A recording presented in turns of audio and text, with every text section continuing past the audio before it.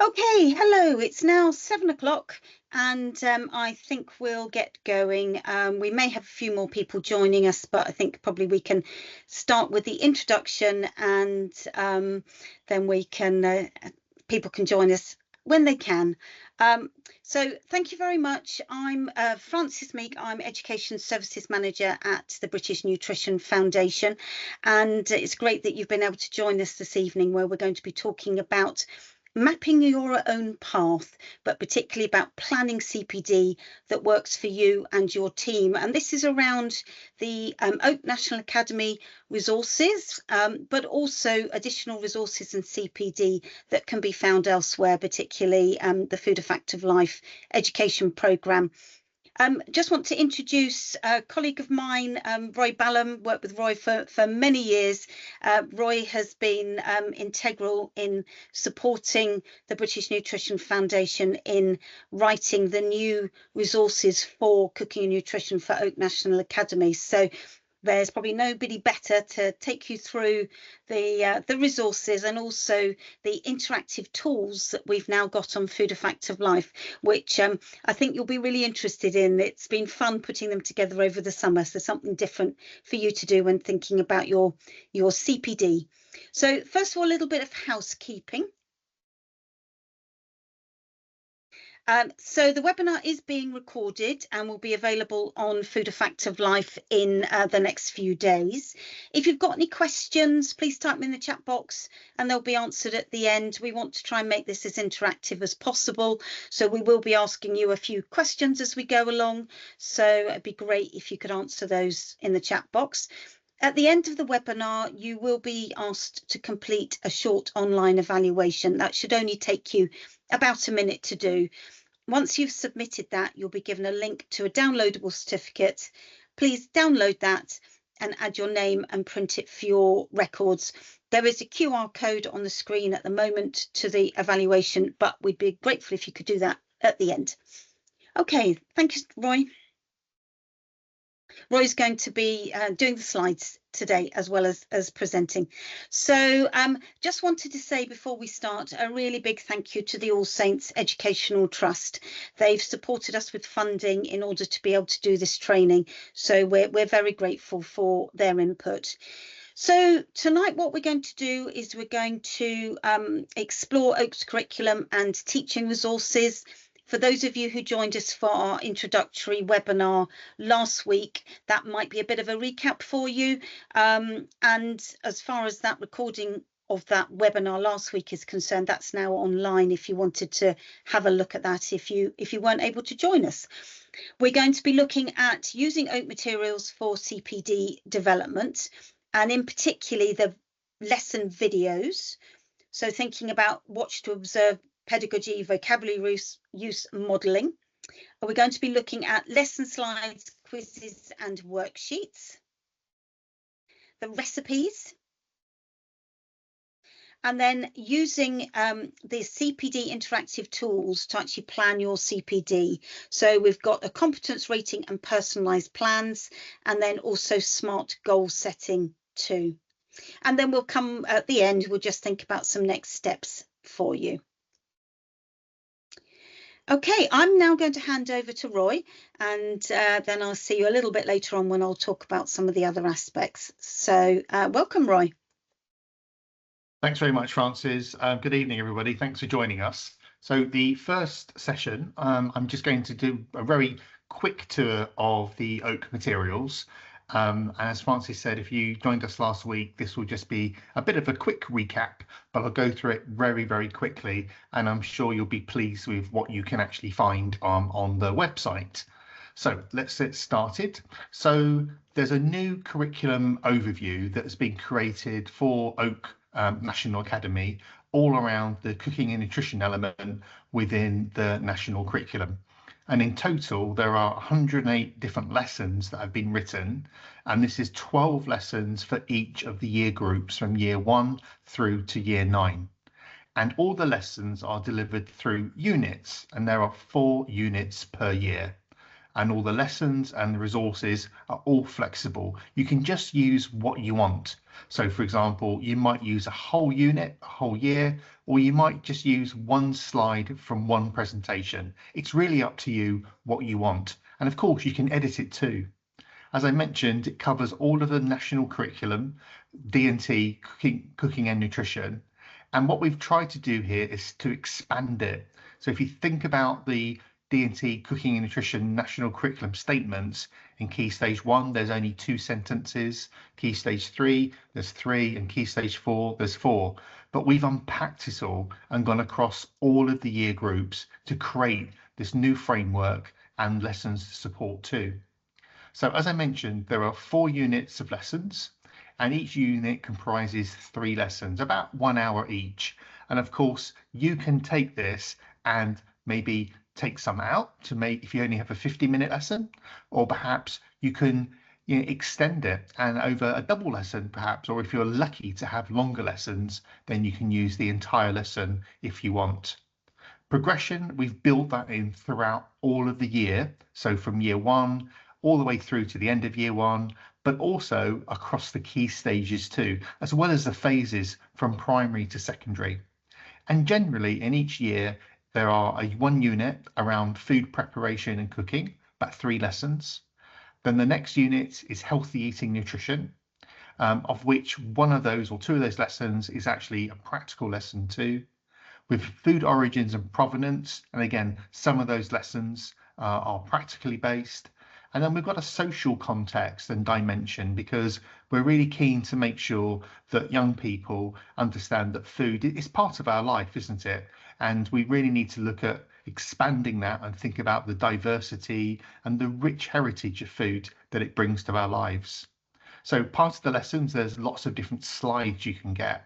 So each of the 108 lessons has a slide deck. So either as a PowerPoint or you can download it as a Google slide too.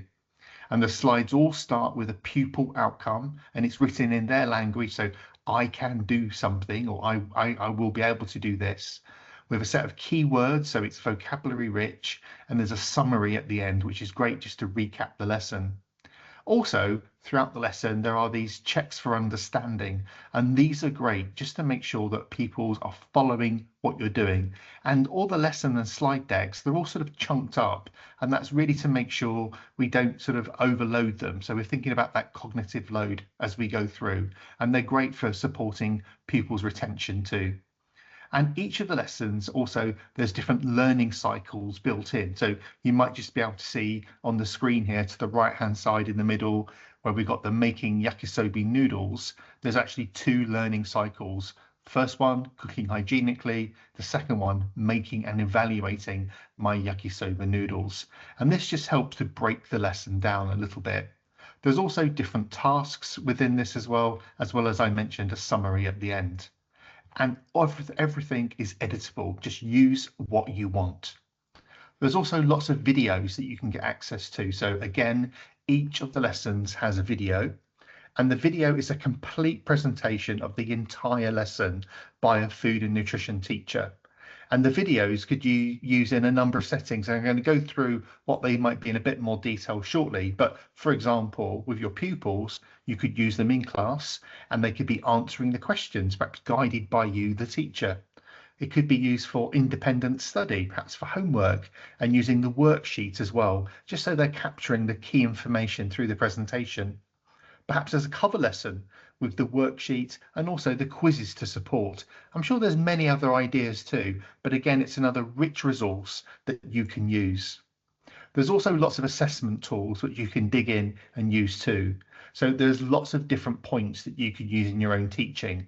So there are starter quizzes that you can use, so multiple choice questions. So you can see one on the screen here of sources of energy and nutrients, for example. When you download that, you can download it as a Word document or a PDF. There's also an answer sheet too, which is really handy.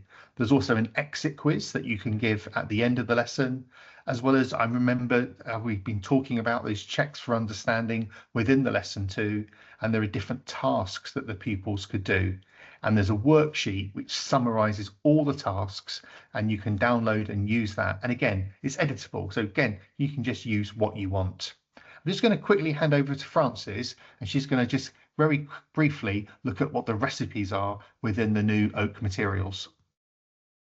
Great, thanks, Roy. And we've just actually had a question about where can all the resources be accessed. So I've said that you're going to be doing a demonstration of the Oak website shortly. So, and also, yeah, and then also we will be sharing this PowerPoint presentation with everybody afterwards as well. So any links in here you will be able to get. Yeah, we've also, I'll highlight, there's another resource that we've created just in a spreadsheet, and we've given you kind of direct hyperlinks to every single unit as well as every single individual lesson.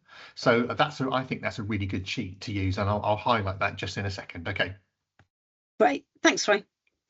So yes, just thinking about the recipes, this is the wonderful thing, one of the wonderful things I think about the new Oak Cooking and Nutrition resources and lessons is that we've really thought very carefully about how to look for the pupils to learn sort of the theory aspects of food and nutrition through practical activities.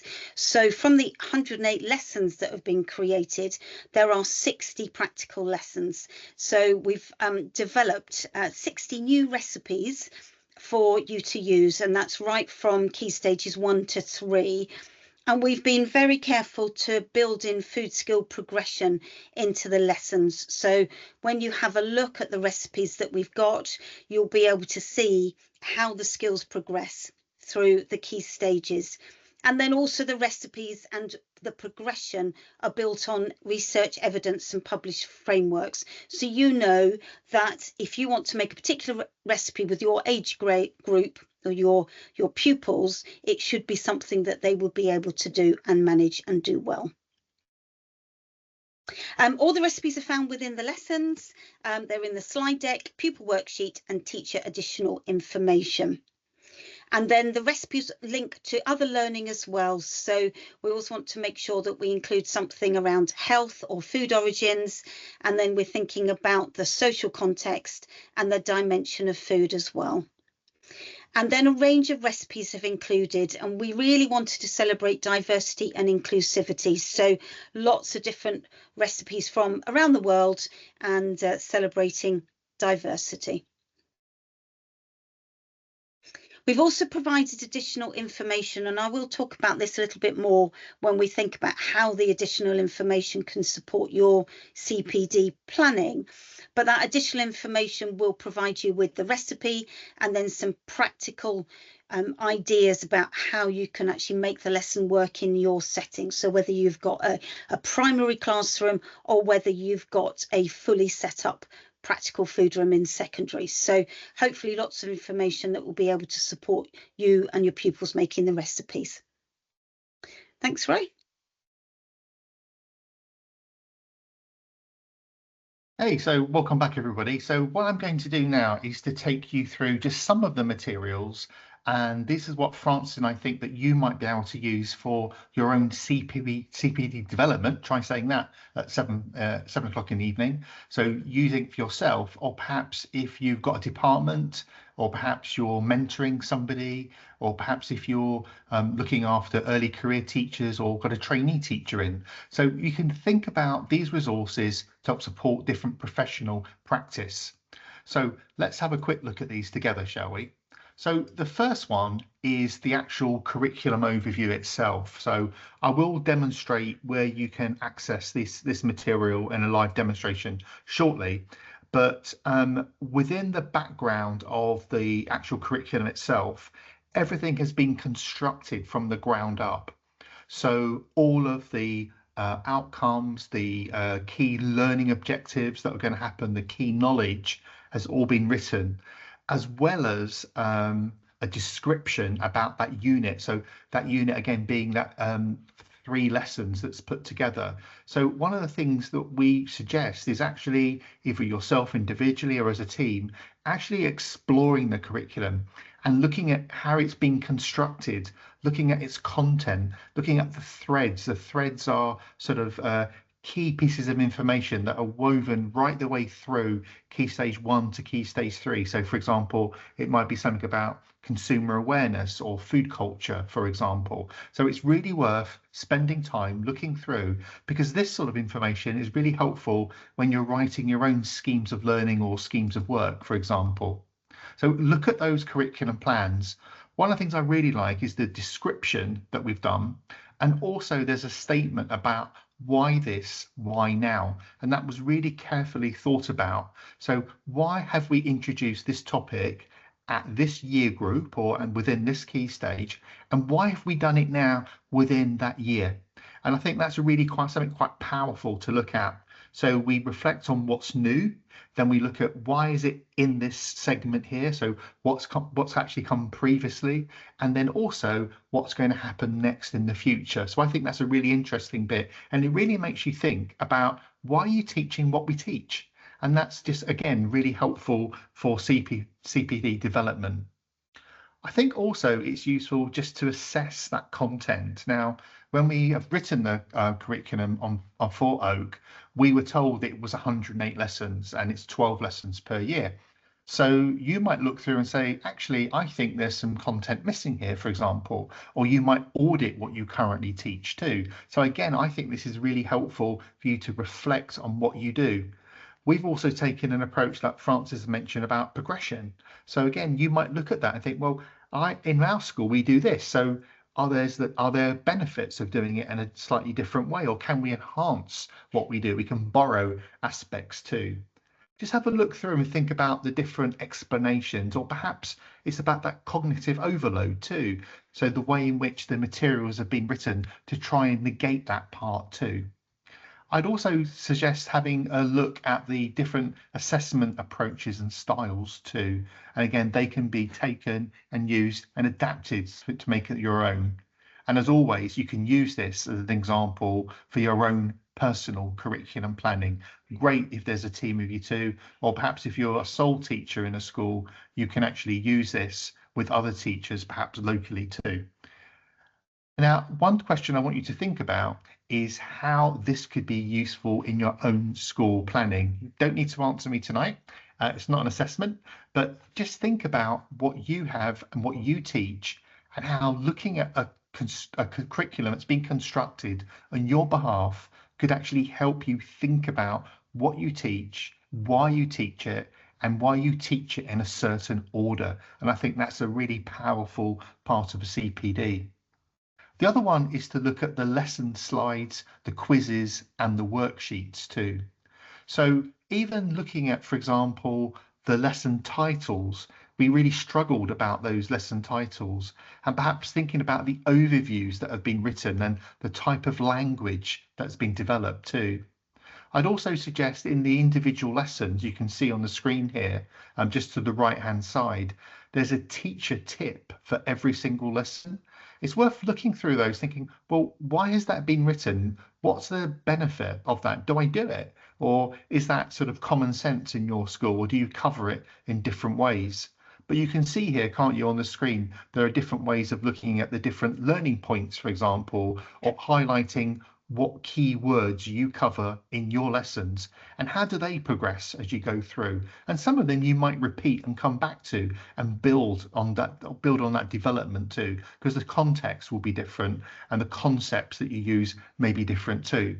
The one thing I also like about the Oak curriculum is this common misconception. And again, there's a common misconception for every single 108 lessons. And I think that's a great way. Sometimes it's a good thing, generally just a kickstart a lesson. But again, it makes you think about, what am I teaching? How do I teach it? And what sorts of things might the pupils come in with, actually having misconceptions about what you're teaching, and how you can actually nail that on the head straight away.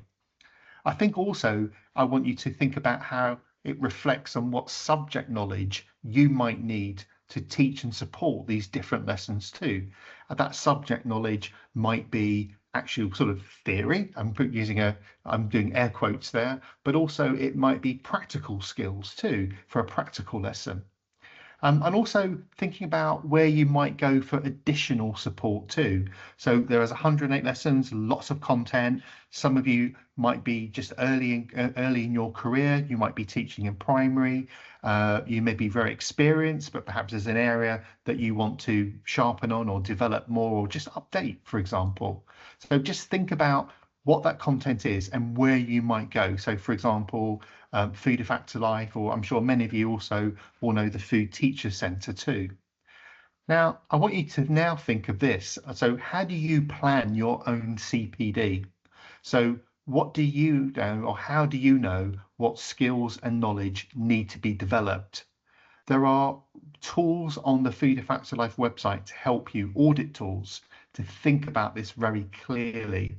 And again, it all links to raising those standards, supporting pupils, doing better, doesn't it? Overall, that's the key thing. Obviously linked in with your school development plan and your personal development plans too. We mentioned these lesson videos, and the 108 of them, they're a great resource to have. And one of the suggestions I have would actually to be watch one or two of them and just to observe the different pedagogy that's being used and just reflect on it, like you might do if you were observing a lesson, for example, and think about the vocabulary that's being used, the key words, and the modelling that's being used to explain concepts to different pupils too. And it might help you to think about areas that you need some development in, and perhaps just to update and think about improving your own teaching. And I would suggest that the videos could be used as a part of a CPD session. So, for example, it might be looking at new food skills, which may be something that would be different for many of you, or to think about how different concepts are explained. So perhaps it's around sustainability, for example, and you might need to think about, well, how does somebody else actually do this? Well, I'll have a quick look at this and actually, yeah, I think most of it is fine, but I might just tweak it and do it this way for my pupils because I know them very well. So when you're thinking about this, and perhaps you've observed or watched other lessons in real life, just think about these sorts of questions. So if you have watched other lessons before, how has it benefited you? What did you get out of it? What did you do with that information afterwards? Because actually observing lessons is part of CPD in its own right.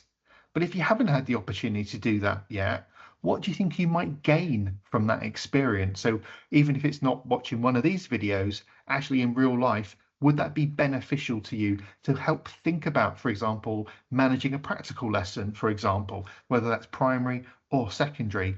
Or perhaps it's to deal with aspects of food science, for example, maybe secondary teachers that are looking at NEAs, for example, at the moment at GCSE. So here's just a few of the different screens that you might see.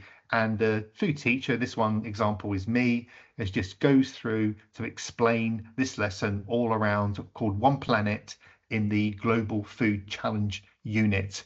And I go through and explain all of it. And within the video as well, we also go through all of the assessment parts and give feedback to. So I think there's a rich resource here that you can use to help support your own professional practice. Francis, I'm just going to hand over to you to have a quick look at recipes. Great. Thanks, Roy. And I'm back to my favourite subject of recipes, and particularly thinking about your CPD. I think it's really useful to be able to reflect on what you currently do and thinking about the learning. So what is the learning intent from the recipes that you do, the progression, the cost, the diversity, and then also the pupil appeal of the recipes. And I know that for some schools, you may do it as a part of a multi-academy trust, or you may do it individually. But actually, to get together as a group, to have a look at the recipes and just really see that what are you teaching them? What are the skills? What are the ingredients? And is there anything else that you need to consider on top of what we've mentioned here? So have you got to think potentially around your local context? I was talking to some teachers yesterday, and one of them is working in a school with a very large Portuguese population living nearby. So the teacher was saying that they're going to try and introduce some recipes from the Portuguese culture, which I thought was a fantastic idea. So are those sorts of things you need to be thinking about? And if so, do you need to perhaps upskill yourself on those sorts of recipes and the flavourings and the sort of the background information that goes alongside doing recipes that perhaps you're less familiar with? We also need to think about the opportunities for personal and also departmental, as I've mentioned, practice and rehearsal. I always think it's really, really good idea to practice new recipes. Those of you who've been teaching that a long time will know this, but those that of you are maybe new to teaching will think perhaps, oh, I can do it at home, it's fine. Doing it in school with 20 or even 30 young people and children actually making recipes is quite different to doing it at home. So really, really recommend practicing a recipe and actually rehearsing doing that recipe, and then thinking about the demonstration that you might do as well. And if you're going to be doing spot demonstrations, or what it is that you want to get across as part of the demonstration, and thinking about building up that knowledge and experience as part of your CPD. So you might want to think about the ingredient type and the quantities that you're going to be using. The equipment needed, so that could relate to your own CPD. Are you good at using that particular equipment? Do you know how to use it safely? And then how can you confidently explain and show that to your pupils? What about the more complex elements of the recipes? We were talking earlier around food science. Do you understand the food science related to the recipes? Can you explain that confidently to the pupils? Do you need to do any CPD around that? Also thinking about what happens when pupils perhaps make mistakes or some things go wrong, and things do go wrong both for the teacher and for the pupil. But can you then help the pupil rectify that? Do you know what you need to do? So again, there may be a bit of CPD around that. Timings are ultimately one of the most important things in a food lesson, to make sure that your recipes are made and cooked and cooled perhaps in the time that you have. So perhaps having a little bit of a practice around that. Hygiene and safety, particularly if you're using raw ingredients such as red meat or meat in general and fish, you need to be thinking about the hygiene of that, and then also the safety and skills that are required.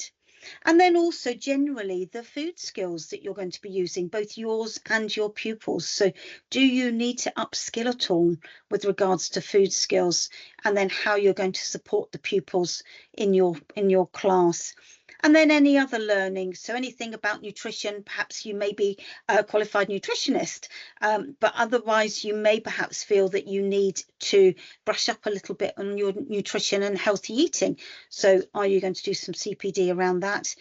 Sustainability, Roy's mentioned that, that's going to become more and more important, I think, in our food teaching over the next few years. And then also the science behind the ingredients that you're going to be using.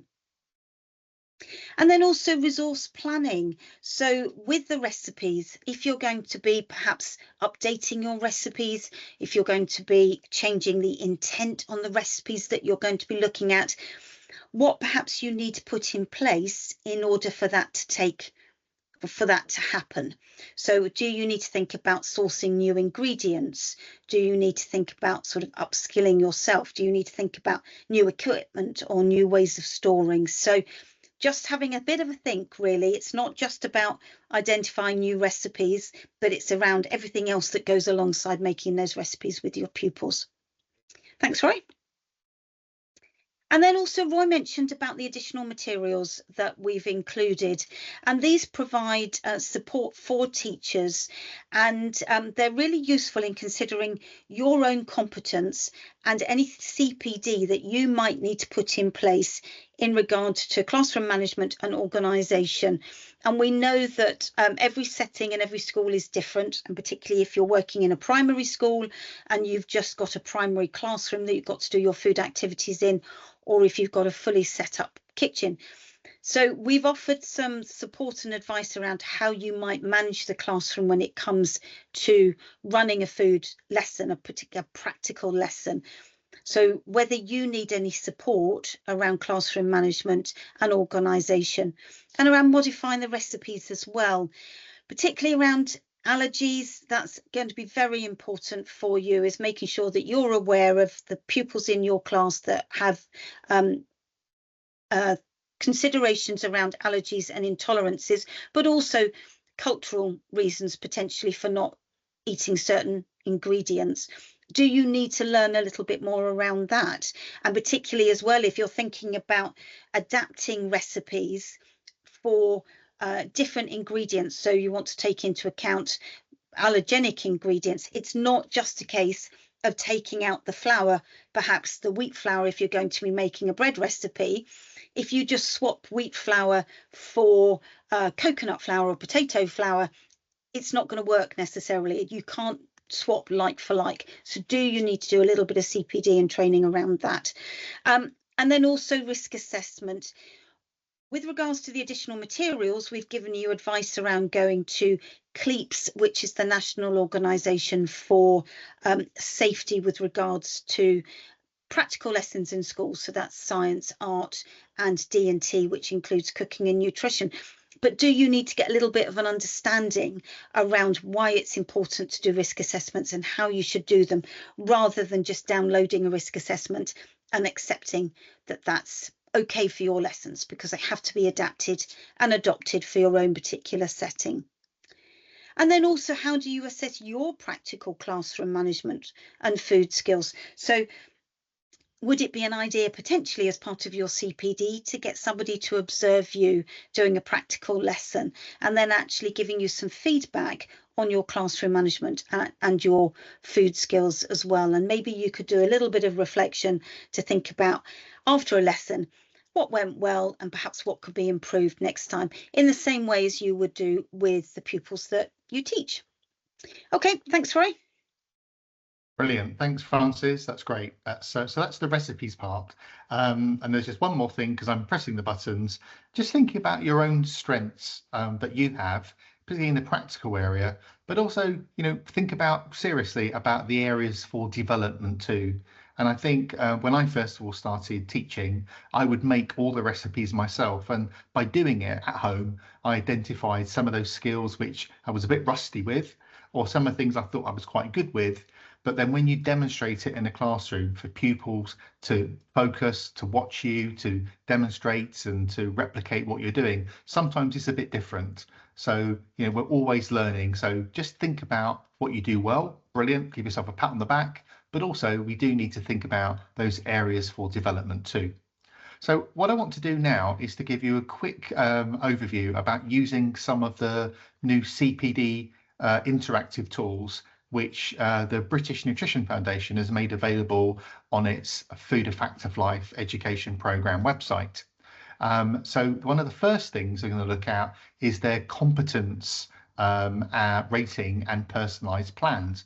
So one great thing, and I'm going to demonstrate this live in a second, is that there's a CPD planner, and it's just an Excel chart that you can download. And what you do on this is that you rate yourself between 0 and 5, and there are different ratings that are explained. So 0 is not yet started, for example, or 3 is established practice, or number 5 is you're an expert or role model. And for the different training areas, you can just click on the drop down box, put in a number between 1 and 5 or not applicable at this time, and it will give you some suggested CPD that you can go off, and there's hyperlinks within that information for helping you. And again, it's just a nice simple way to help you reflect on the sorts of training that you might need.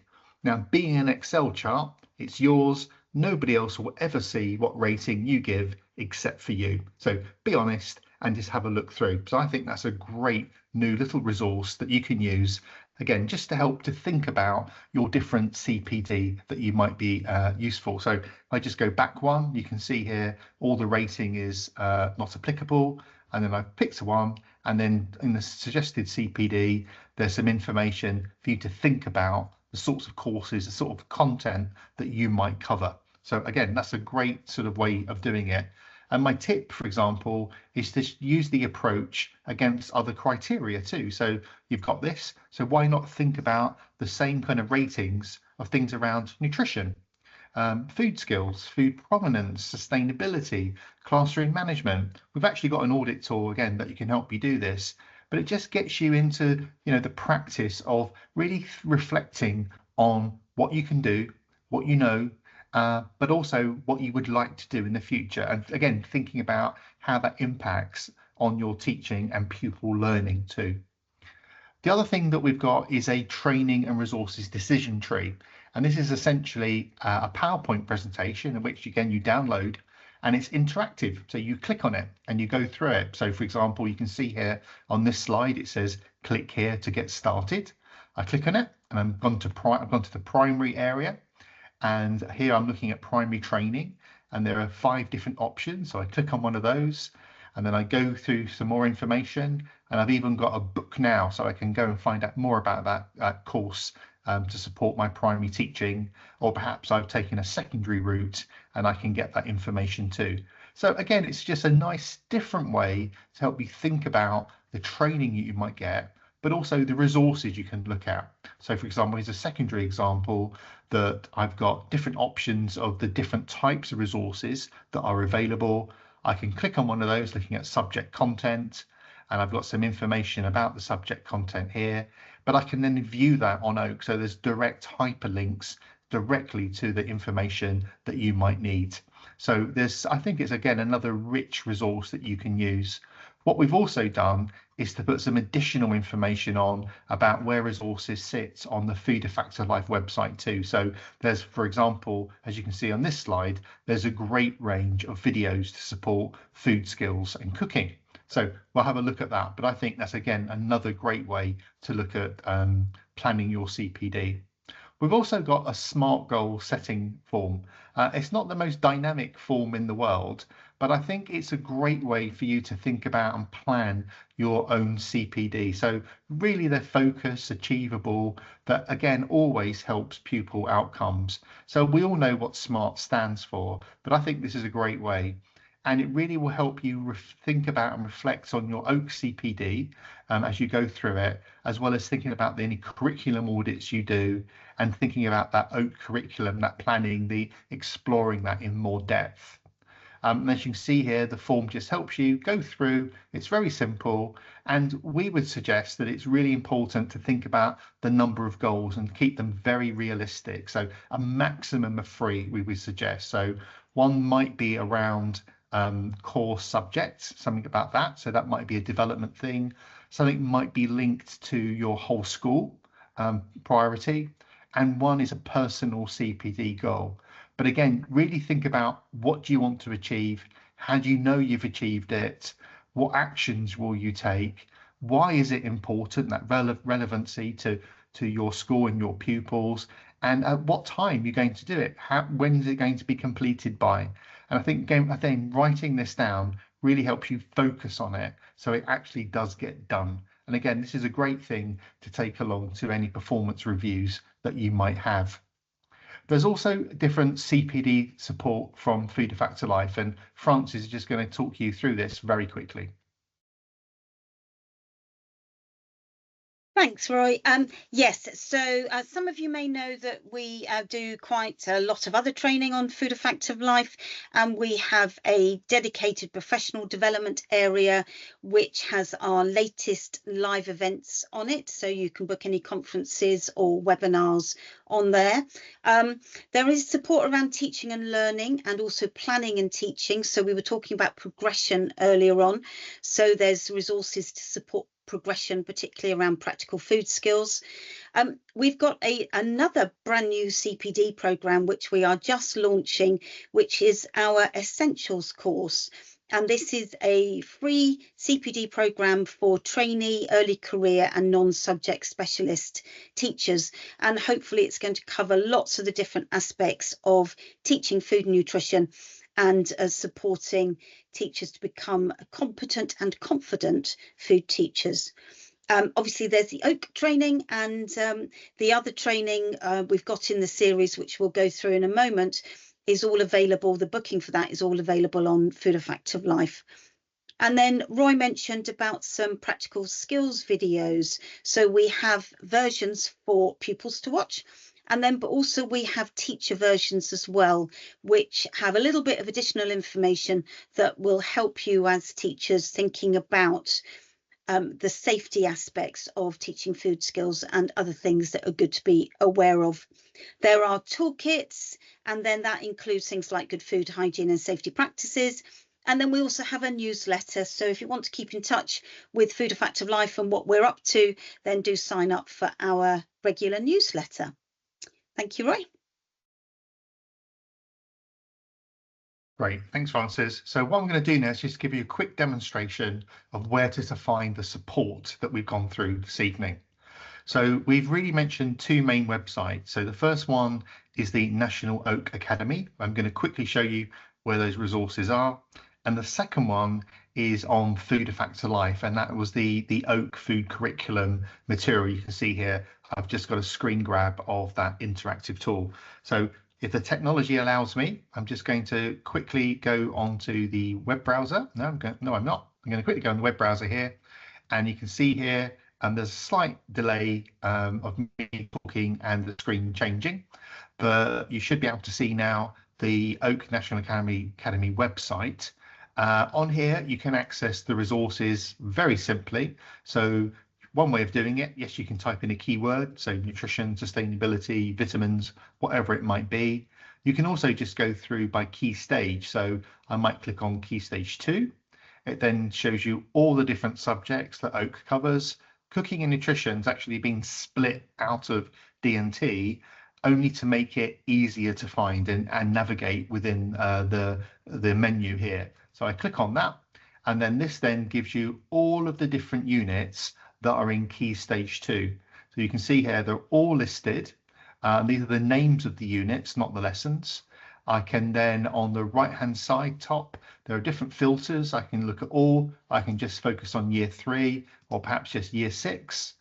Another thing I can do is there's different threads. So I might just look through and think, okay, I'm interested in lessons that really deal with anything around sensory evaluation. So using the senses, and you can see here, it's actually then just shortened that list. I can then go in and think, okay, well, I'm interested in creative cooking.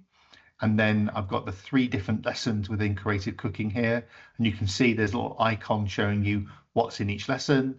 I'm interested in making Mexican pockets. And then it gives you the information. So there's the lesson slides, there's different videos of food skills you can use, all the details for the lesson video, which I've mentioned that you can play, and then all the worksheets and starter quizzes and exit quizzes. So that's all for you to access, and you can download all of those materials, all free of charge and editable too. So I think that's a great resource to have. You can also access the resources through the curriculum plan. So just at the top here, you can then click on a subject, so cooking and nutrition. This time I'm going to use a secondary example and click view.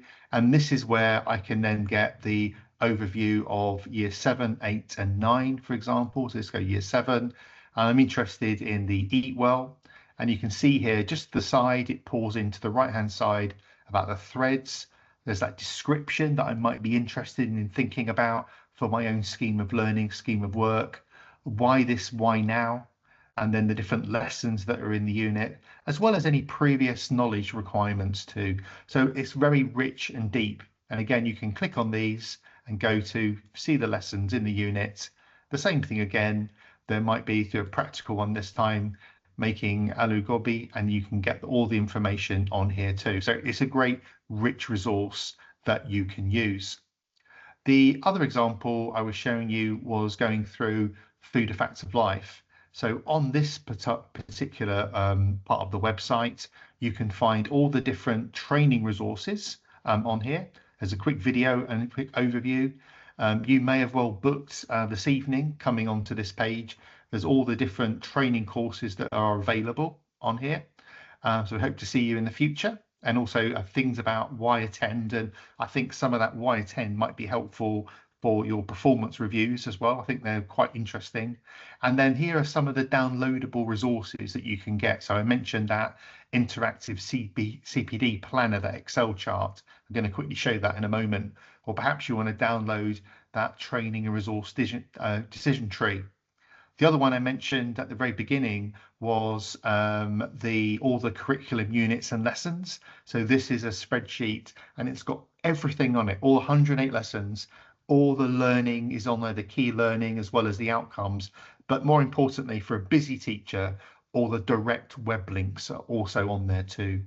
There's also lots of support around helping you doing your curriculum planning. So there's a simple audit. Again, that's useful for yourself to think about auditing the sorts of things that you need support with by reflecting on what your current scheme of learning or scheme of work actually contains. And then at the bottom, there are things around sort of getting started as well. So lots of information on here. This is the interactive CPD tree, and I just want to demonstrate this one quickly this evening. Again, you just download it. Nobody ever sees it except for you. There's the different training areas to the left-hand side. You literally put in your rating. So I'm going to say that's number 2, that's number 4, and so forth. So you go through and you do whatever thing you want, and then on the right-hand side, it then suggests what courses might be helpful for you to support your own professional development. Very simple, but I think it's a great way to access CPD in a slightly interactive fashion, but it's actually very unique to you. And I think that's really, really, really important.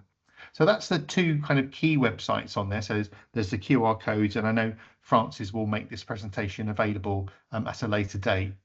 The other 2 I would suggest is Francis very quickly talked about the professional development area on Food Effective Life. Great load of resources on there, lots of previous webinars, conference presentations on there, lots of sort of support, even things about food room design, characteristics of good practice in primary, secondary and additional needs, for example. And then, of course, our friends at the Food Teacher Centre too, having a look at their website and seeing what support that they can provide to you to better teach food in the classroom too. Brilliant. Well, Francis, I'm going to hand over to you for next steps. And well, we're nearly finished. We are. Thank you, Roy. That's absolutely brilliant. It's always great to see it live because it really brings it to life and shows how easy actually it is to use the Oak National Academy website to find what you want. So want to go through very quickly some next steps for you. The first one really is to, Roy, if you could possibly move on the next slide. Can't remember what the first one is.